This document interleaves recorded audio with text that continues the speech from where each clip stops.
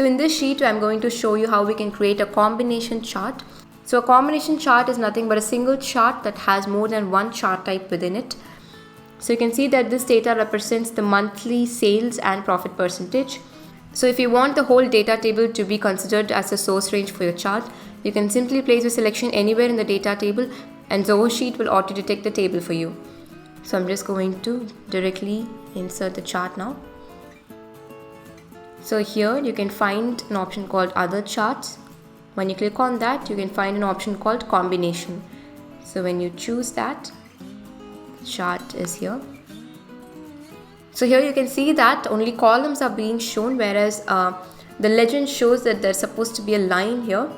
So when you look closer, you can see a line here at the bottom, a green line.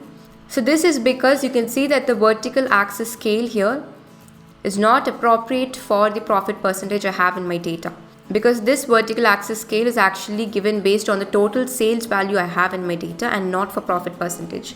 You can see that the total sales value is in thousands, whereas the profit percentage value is less than 2 here for me. So for this case, we can go for an option called multiple y-axis.